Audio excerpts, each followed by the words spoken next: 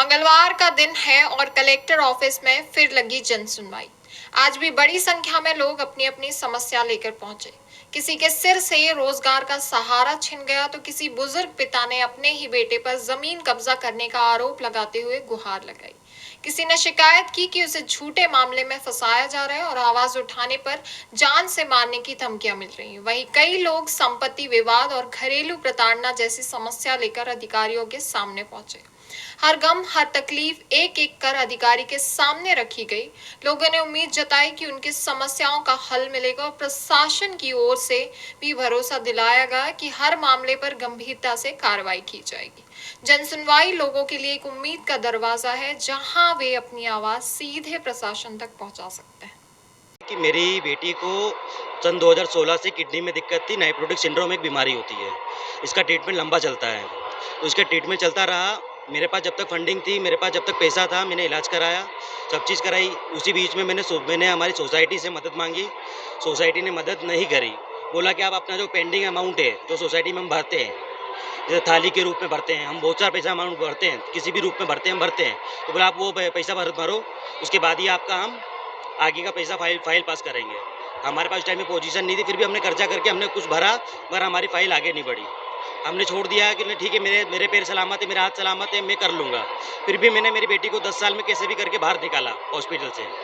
उसके बीच में मेरा जॉब आती रही, जाती रही, क्योंकि मैं मेरी बेटी के ट्रीटमेंट पे ज़्यादा फोकस करता था। उसके बाद में ये हुआ कि मेरे को एक साइलेंट अस्थमैटिक अटैक आया। अस्थमैटिक अटैक आने की वजह से मेरी नौकरी चली गई। मैं 3 महीने घर पे रहा। मेरी आर्थिक स्थिति कमज़ोर हो गई। उसके बाद में मेरा एक्सीडेंट हुआ, छत से गिरने से मेरे दोनों पैर टूट गए।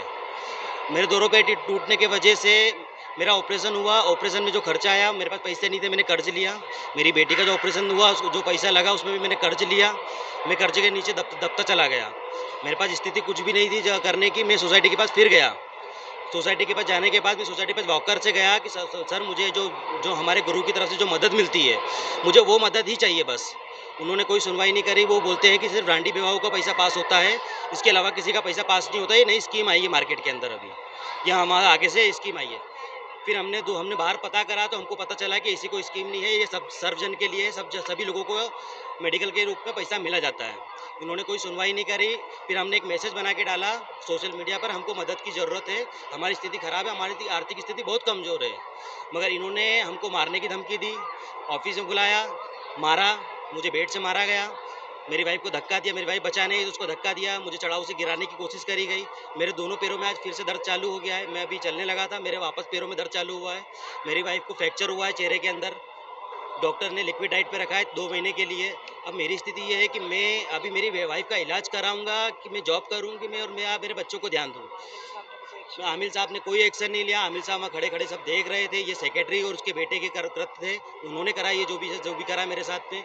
उसमें एक भाई और था जो शामिल था, जिनने झूठे अफवाह बना के मेरे खिलाफ, मेरी वाइफ के खिलाफ झूठी अफवाह बनाई कि हमको सोसाइटी की तरफ से मदद मिलती आ रही है। आज तक भी अगर किसी भी सोसाइटी अगर हमारी राउत समाज से अगर मदद मिली होगी तो उनका ऑन रिकॉर्ड उनके पास होगा। मैं चाहता हूँ कि अगर उनके पास रिकॉर्ड है तो वो दें, क्योंकि मैं सच्चा हूँ, मैं झूठ नहीं बोल रहा हूँ। जो सुनवाई में आपने अपनी समस्या बताई तो उनका क्या रिस्पॉन्ड रहा? मैं पहले थाने गया था। थाने में मैंने याचिका लगाई थी कि उन्होंने मुझे जान से मारने, अपहरण करने की कोशिश, धमकी दी है। मेरी वाइफ को मुझे गाली गलौज की है, माराकुटी करी है। थाने से कोई भी सुनवाई नहीं हुई। उन्होंने सिर्फ आवेदन लिया। मैं न्याय पर यहाँ पर कलेक्टर में सिर्फ वो याचिका के लिए दोहराने आया हूँ कि यहाँ से मेरी सुनवाई हो और थाने से मेरी सुनवाई हो। मैं सिर्फ न्याय चाहता हूँ। क्या नाम है आपका? मैं दिनेश कुमार जायसवाल 351 पल्लर नगर में निवास करता हूँ। मेरा बेटा जो है मेरी दुकान पे उनने कब्जा करके लिया है और मकान की किस्त भी नहीं दे रिया है।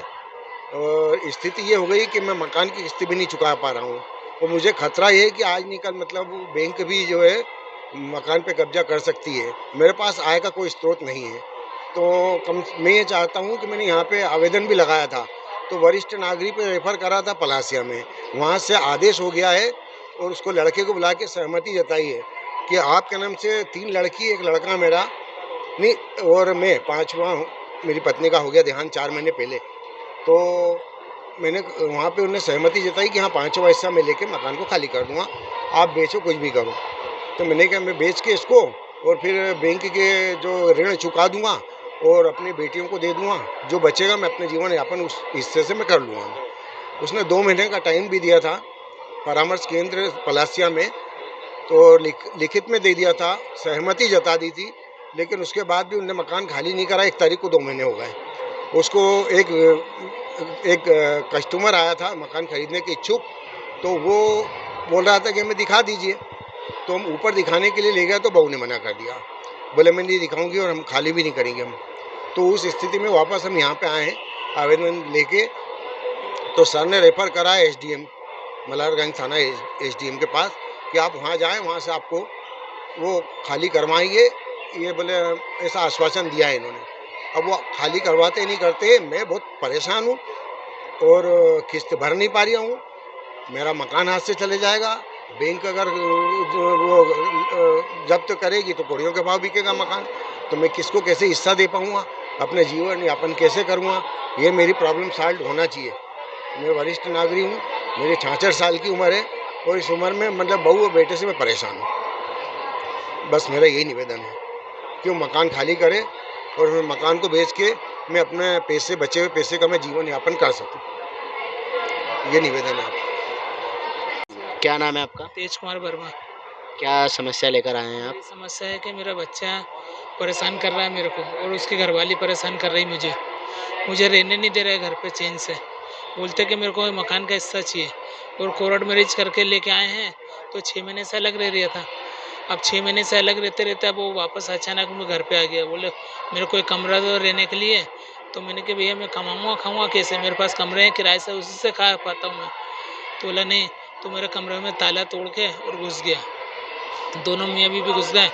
उसके सास को भी लेके आया, ससुर को भी लेके आया। उन्होंने मेरे को मार पीट के और इन्हें मेरे को बोला कि जाओ जो बने तुमसे कर लेना। अब मैंने मना किया, थाने पे भी गया मैं शिकायत लेके कि ऐसी समस्या सर कि मेरे बच्चे देखो मार ठोक के मेरी सास ने और मेरे बालक की सास ने भी मारा मेरे को, बहू ने भी मारा, बेटे ने भी मारा। और मैं समस्या लेके आपके पास में आया तो आपने क्या बोला ये घर का मैटर है, घर पे सेट आउट करो, हम घर वालों मैटर में कुछ नहीं कर सकते। और वो आपकी पत्नी का क्या मामला बता रहे थे आप, वो भी बताइए।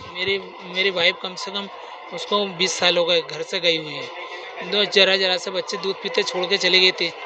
तो एक को मैंने पाल पोस के बड़ा करा तो वो मेरे पास में है और 2 उसके पास में।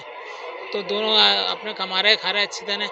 और अब वो कोर्ट कचहरी चल रही है उनकी, तो उनको कम से कम 18 साल से मैं खाना खुराक दे रहा हूँ। अब क्या है मेरे से बनता नहीं है। सांस चलती मेरे को हरने की शिकायत हो गई है और पेट में गिठाने, एक ऑपरेशन हो चुका है। अब मेरे से कमाते खाते नहीं बन रहे तो अपने कोर्ट वाले परेशान करते हैं कि भी इसको खाना खुराक दो नहीं तो जेल जाओ। अब मैं डर के मारे अब मैं क्या करूँ बताओ। अब आप पैसे नहीं दे पाऊँगा तो आत्महत्या कर लूँगा और क्या करूँगा इससे ज़्यादा, और मैं कुछ नहीं कर सकता। बस मेरी यही समस्या है।